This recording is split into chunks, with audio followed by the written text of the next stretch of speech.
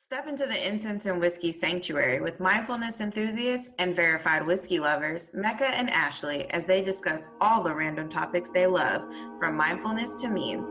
This is Ashley. And this is Mecca.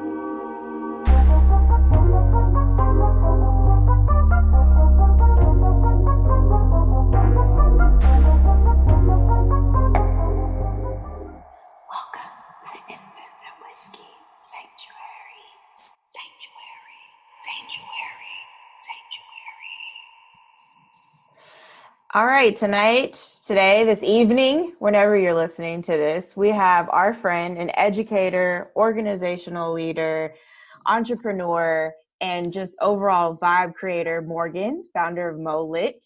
Her aspiration is that we can ritualize our coming back to ourselves through light and good energy vibrations. Welcome to Incense and Whiskey. Welcome, Morgan. Okay, so we have to start off. Introduce M. Russell. Who is M. Russell and what is the vibe? Yes. So M. Russell, that is truly my alter ego.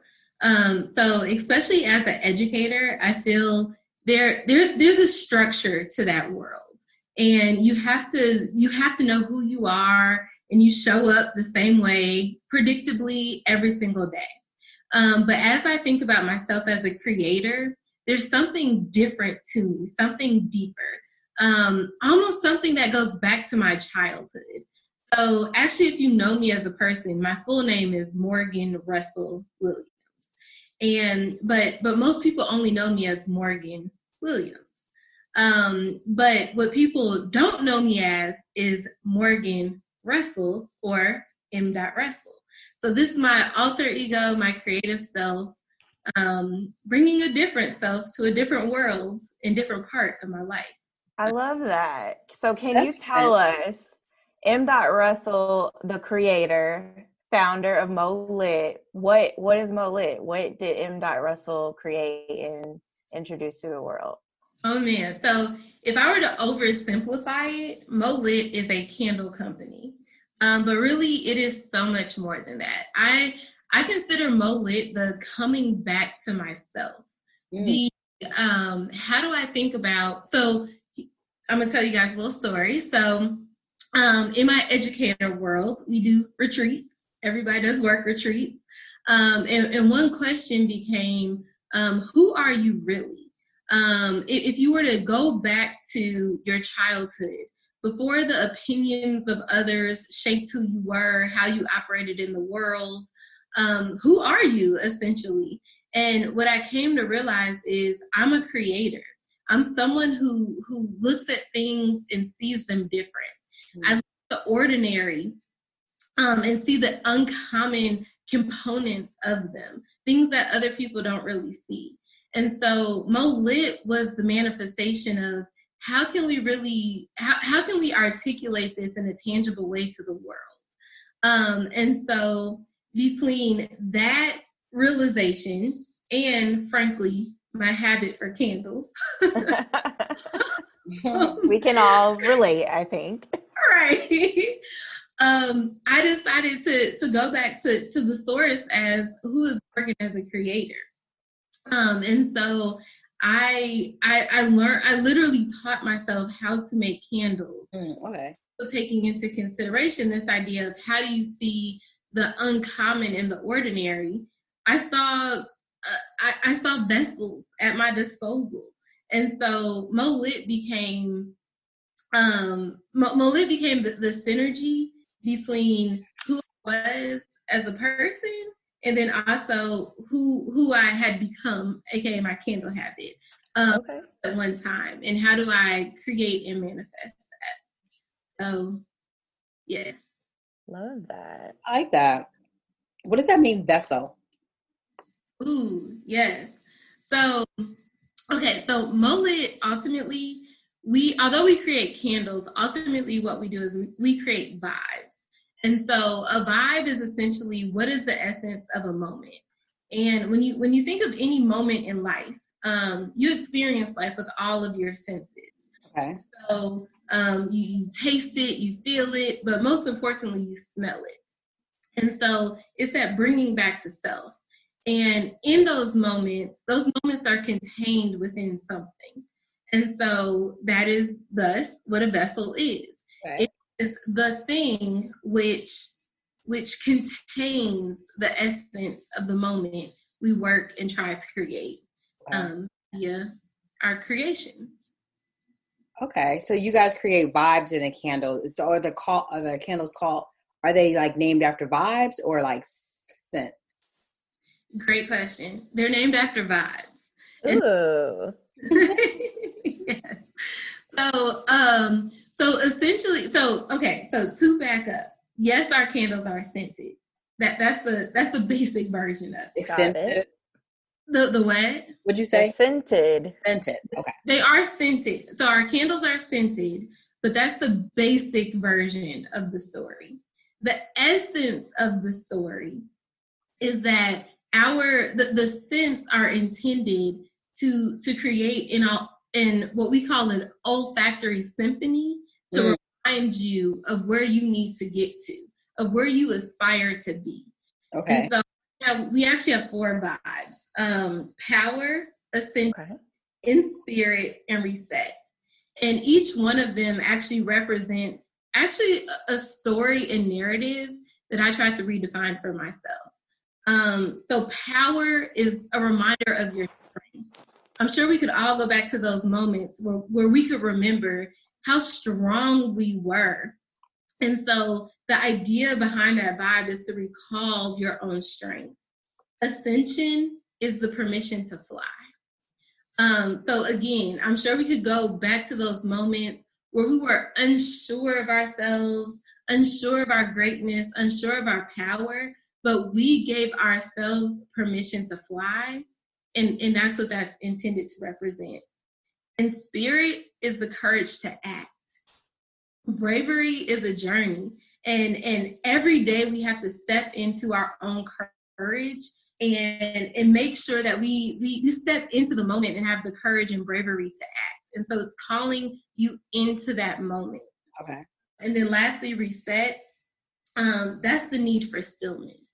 So in the hustle and bustle, the busyness of the world, we have to stop sometimes, and we need to be still to hear ourselves. And so all our vibes are created essentially to recall you back to essential moments so you can regain your power, your strength, and all the things. I like that. I like that. So you said power, in spirit, reset, and extension. Mm-hmm. Ascension, like ascending. Ascending. Okay, ascension. Okay. I like that. I like all of those vibes. And I can get all of that in a molit candle. Oh, yeah. Nice. I'm here for it. So if I wanted to, like, if someone's like, oh yeah, I really want to meditate and I just want to like chill out, is the reset candle like one of the recommended candles, or could they all do the same kind? Do they all give you like that calming vibe? It depends on your intention. So I think when we all sit to meditate, we all have a different intention of what we're looking for. And so it's not so much about what the moment is. It's about why are you trying to recall the moment. Okay. Intent for that. I like that. That's a whole lot on a candle. So I like that energy that is bringing. You guys cannot see the packaging, but we saw one of the packaging. And so like, give us a little note about the packaging, because I saw one in a really amazing bottle of Chardonnay. So kind of give us a little bit about why you chose the packaging for your candles. Uh-oh. Oh, yeah. So tonight we're representing Moet. Okay. So this goes back to the conversation about vessels. And so honestly, this did not start as a deep story. I had a partner in life who liked the spirits in life. The spirit in life. You gotta elaborate. What does that mean? Oh no, it's not deep. He just liked to drink. Okay, so he likes spirits. Spirits. Of the liquor. Let's be real clear. I'm trying to keep it real. of the liquor type. Right, he was the liquor type, and I was the type trying to do right by the environment, and I was committed to this idea of recycling all these bottles. So we would save the bottles, so that they get recycled. But the problem was they never got recycled. Okay. Oh. So, but to this point of going back to childhood,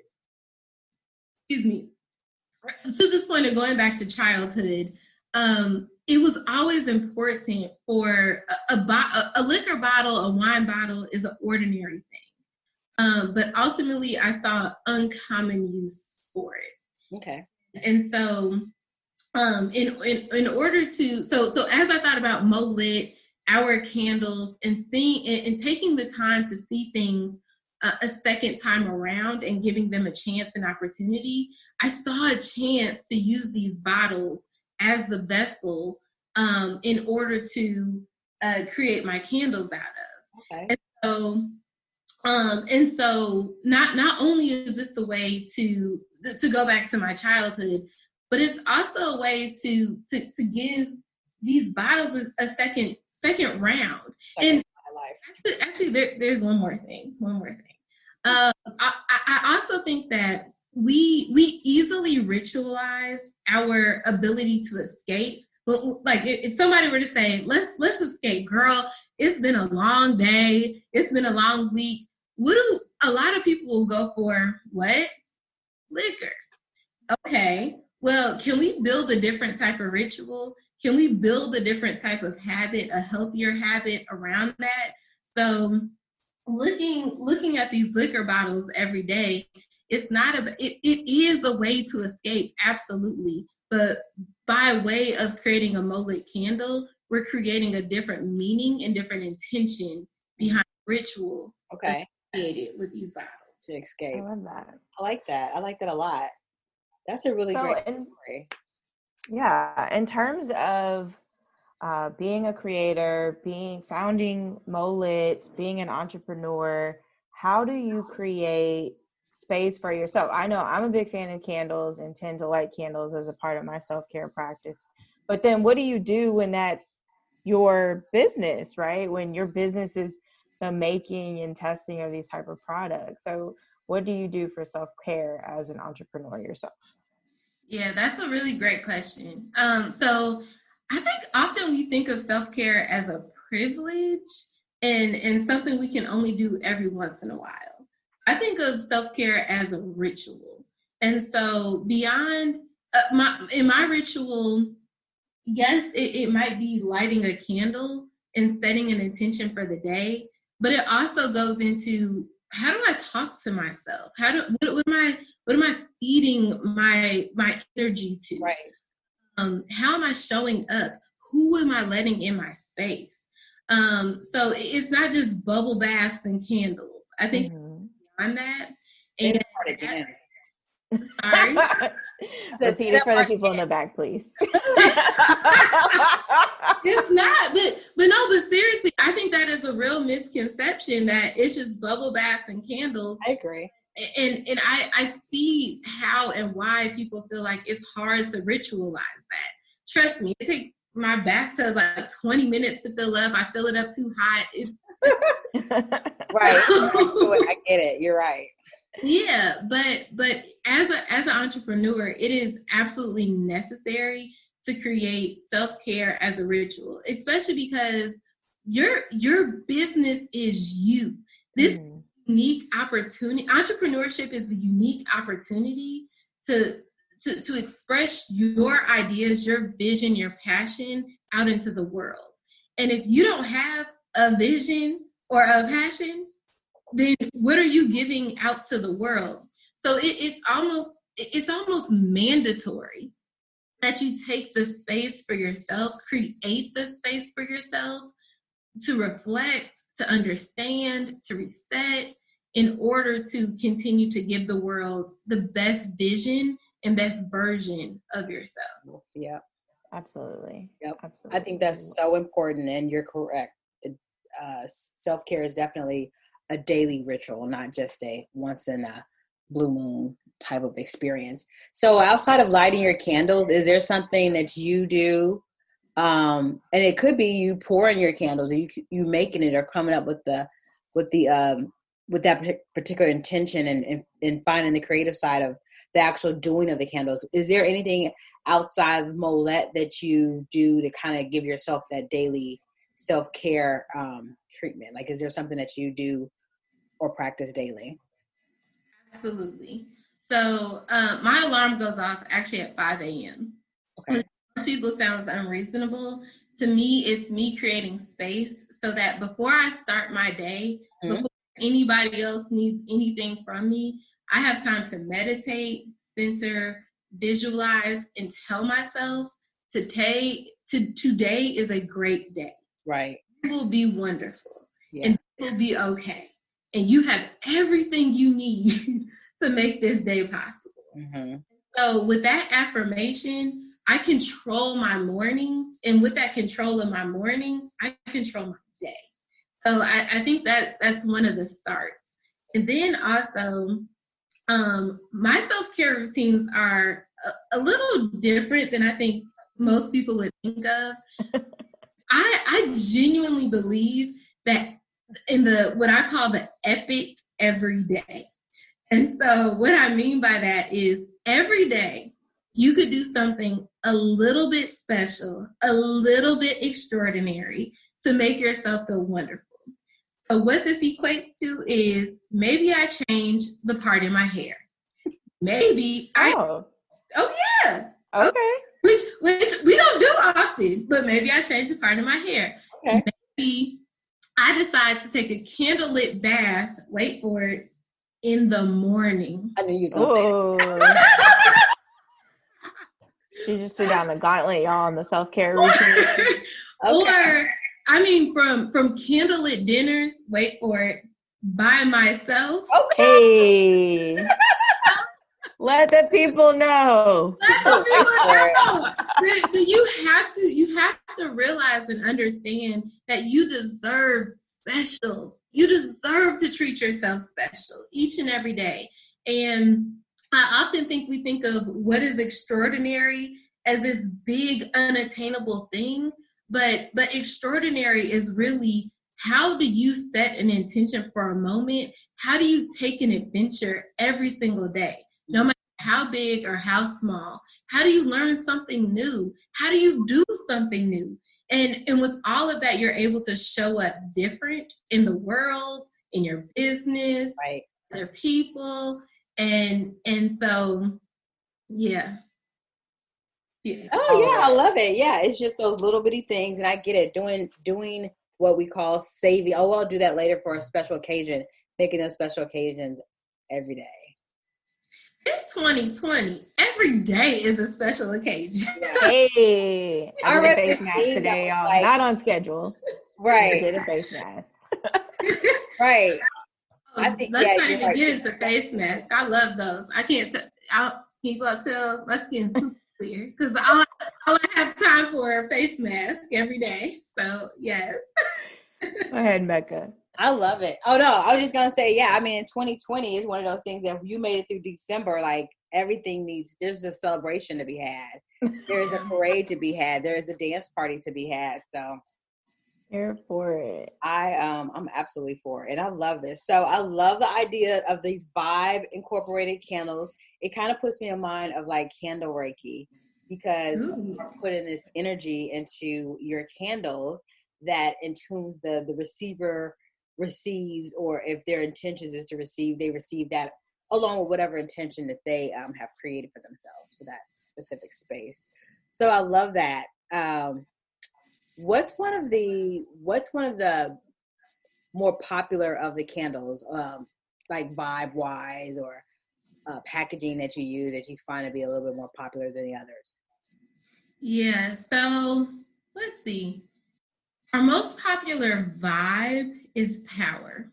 Okay. And so I call power our vanilla scent. But I think often people default to feeling or thinking that when you need a different moment or when you set an intention, you're doing so to find your own power, which Mm. is great. And that's how we created it as such. But power is personally not my favorite. I think that finding your strength is great, but giving yourself permission to use your strength, aka the vibe of extension, that's the one that is actually my favorite. Okay. And so that's in the vibe world. In the vessel world, people like to pop bottles. And so our champagne and sparkling wine vessels seem to be the most popular, which, is very understandable. Everybody wants a bottle of Moet or Vouv or whatever your sparkling choice might be. And so that's great. But I have how can I say this? When it comes to the vessel, that's the least of my worries. How you package a moment, I don't know. It's about creating the moment, creating the moment. Yeah. What it actually looks like is almost always out of your control or almost always out of your vision. Mm-hmm. But you do have the power, ability, capacity to set the intention and create the vibe that you want. I like so that. Tell us, Morgan, where can the people find you? How? Let us know. Where are your details? Yes. Okay. So www.molitcandles.com. That is our website. How do you spell it? How do you spell it? Yeah. Molitcandles.com. MOLIT candles, plural.com. And so one word. So that's how you can find our website. And then if you want to find us on Instagram, it's at Molit Candle, singular, on Insta. And then if you want to follow me at m.russell_creates. Okay. I love that. And we'll have all those details on our IG as well, you guys. So you'll have a link to Molit Candles IG, Morgan's IG to get all the goodies in hand. If you can leave us with one piece of self-care entrepreneurs, non-entrepreneurs, women, men can use, as one quick daily thing, what would that be, Morgan? I have two. One, if you find yourself in the wrong story, change it. So especially as an entrepreneur, if what you're doing is not working for you, you have the absolute permission and capacity to change it. The second thing is know thyself. Entrepreneurship, at the moment it gets hard, you're not doing the right thing. And you have to understand that if your idea is big enough and important enough for you, then you ask other people for help. You don't try to do it all by yourself. And that is not defeat. That is how you ascend. All right. I like that. That is good. And we appreciate you coming on and share some tips with us. And as the holidays are coming upon us, it would be cool to get your loved ones or yourself a Molit candle. And we'll make sure we have all of those details on our IG. Thanks for being with us today, Morgan. Thanks, Morgan. Thank you both. You both are so affirming. I so appreciated this conversation. All right. We had questions and we went to find the answers. Welcome to the Quick-Witted Expert. Mecca, I have a new recipe for us. Are you ready for this? I am ready for a new recipe. It is getting cold. Well, it doesn't matter if it's getting cold. I just want a new recipe to round this year out. Yeah, you gotta get some new things going on your bar cart. So today we're gonna walk through how to make the classic whiskey sour. You're going to need 2 ounces of your favorite whiskey or bourbon. In this instance, I would probably stick to bourbon, obviously, my drink of choice. And then you're going to need 1/2 ounce of simple syrup. Please remember, simple syrup is just sugar and water. You can make this at home. You do not need to go buy that. 3/4 ounces of fresh lemon juice and 1/4 ounce of egg white. So whip that all up in your cocktail shaker, pour it on out, and you have a very simple, straightforward, classic whiskey sour. Ooh, I like that. Is there something about a whiskey sour that we should know about that makes it like more yummy? Is there a certain type of is there anything about the recipe that we should like take note of getting this specific product? Is that I think that egg whites tend to be in any kind of cocktail with egg whites in them. They tend to have this kind of, I want to say like this creamier, fluffy substance to them that make them really like different. You know, it's not like you're just drinking whiskey with some lemon juice and simple syrup, right? The egg white really sets it off and makes the difference. So that's what I would say would make this recipe in particular unique, or generally recipes that include egg white. Okay. Yeah. Okay, I love that. All right, so, with this recipe, I didn't hear you say, put in some ice cubes or stones. Yeah. I always hear people say, oh, we use ice cubes, special shaped cubes, or some people use stones. Like, Yeah. what is stones? What's the difference? And like, why would we put anything other than ice and alcohol in our glass? Like, what's going on? Like, what is this? So whiskey stones, as they're typically called, they usually cut into like little blocks that look like mini ice cubes, but they're typically made of non-porous soapstone.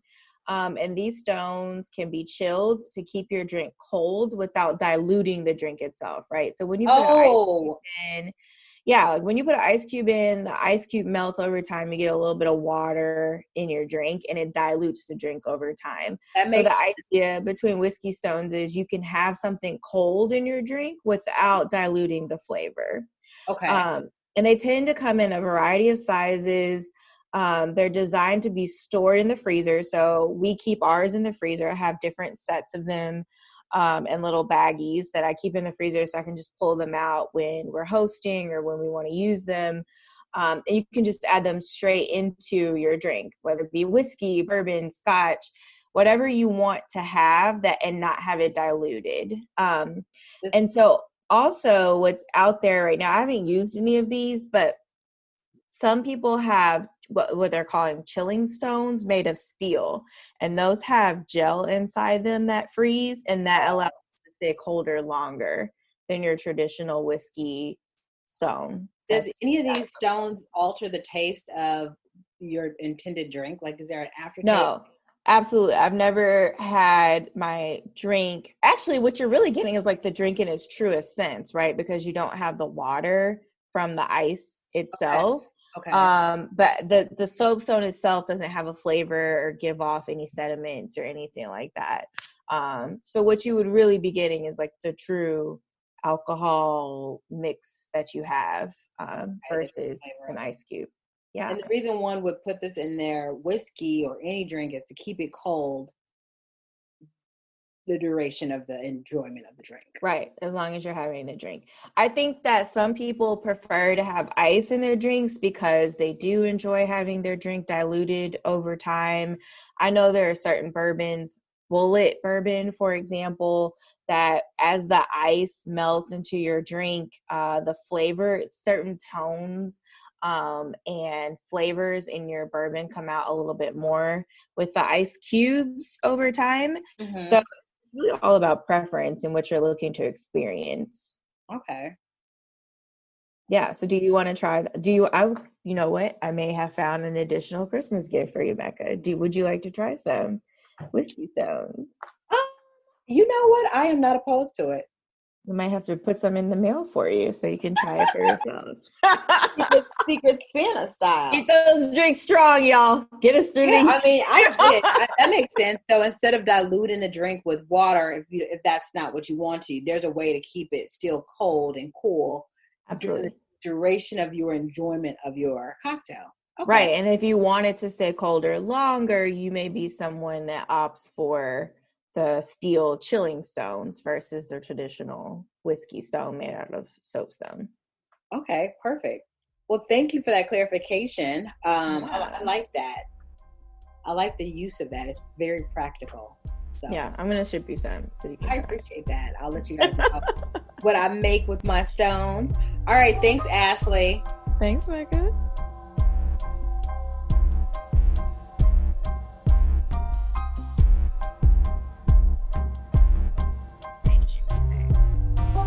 Catch us next time on Incense and Whiskey. In the meantime, take a breath, have a sip.